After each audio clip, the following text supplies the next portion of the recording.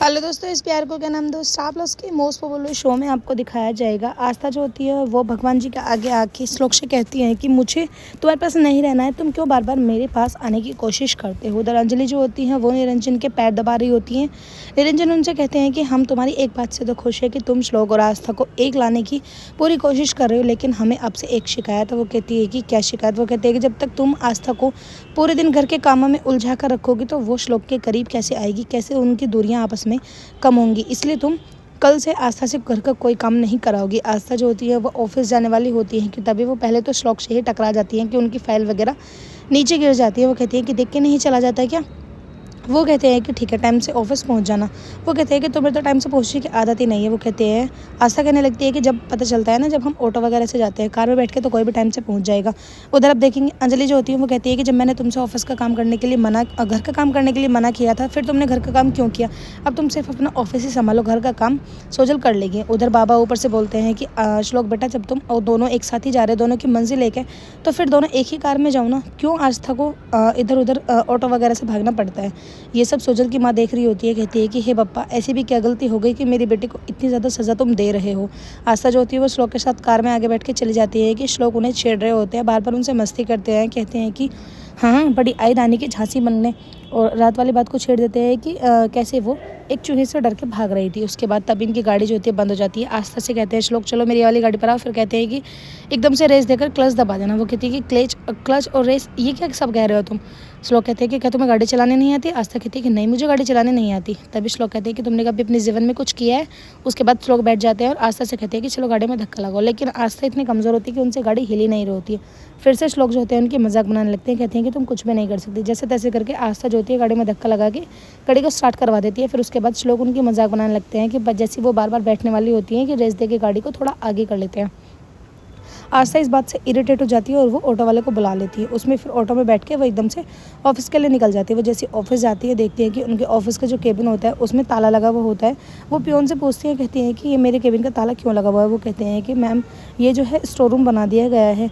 वो कहते हैं कि फिर मेरा केबिन कहाँ है। वो कहते हैं कि आपको जो है सर के ऑफिस में ही बैठना होगा, आपका और सर का एक ही केबिन है।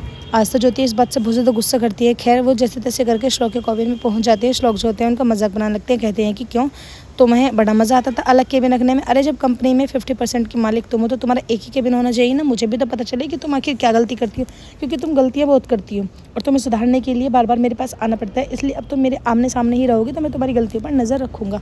आस्था जो होती है वो कहती है कि ठीक है, बैठ जाओ। श्लोक किसी से बात करते हुए फ़ोन पर वहाँ से निकल जाते हैं कि तभी पियोन आते हैं फ्लावर्स वगैरह लगाने के लिए। आस्था उनसे कहती हैं कि आप ऐसा करो, ये और रोजेज़ के जो फूल्स हैं उनको यहाँ पर लगा दो, बाकी फूल जो है आप ले जाओ। पियोन उनसे मना करते हैं। कहते हैं कि मैम नहीं, श्लोक सर को पसंद नहीं है रोज़ बिल्कुल भी। अगर उन्हें पता चल गया तो वो मुझे बहुत ज़्यादा डांटेंगे। तभी आस्था जो होती है वो कहती है कि मैं मतलब उनकी वाइफ हूँ, मुझे ज़्यादा पता है ना कि आपको पता।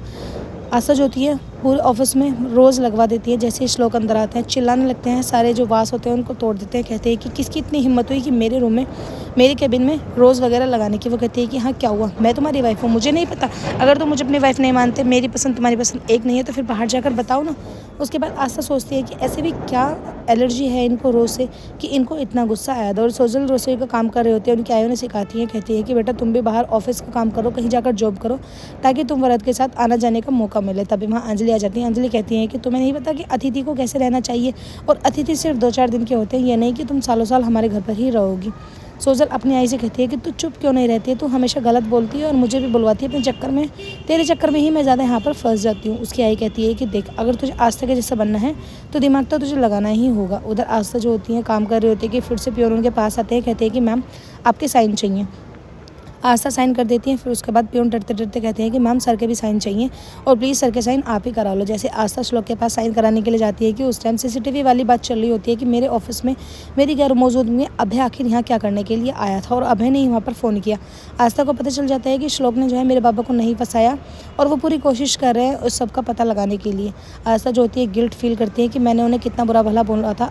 तब श्लोक ने अपनी सफाई दी थी कि ये सब मैंने नहीं किया है, फिर भी उसके बाद मैंने इन पर इल्ज़ाम लगाया। आस्था आस्था जो होती है खड़ी रहती है दरवाजे पर कि श्लोक उन्हें देखते हैं, पूछते हैं, कहते हैं कि हाँ बताओ क्या लेने के लिए आई हो। वो कहती है कि मैं फाइल को आगे कर देती हूँ और कहती है कि साइन चाहिए थी। श्लोक जो होते हैं वो साइन कर रहे होते हैं। आस्था उनसे माफ़ी मांगने की कोशिश करती है लेकिन नहीं मांग पाती है क्योंकि वो बहुत ज़्यादा डरी हुई होती है कि तभी श्लोक के किसी दोस्त का फ़ोन आता है। वो कहते हैं कि मैं ऑफिस के बाहर खड़ा हूँ।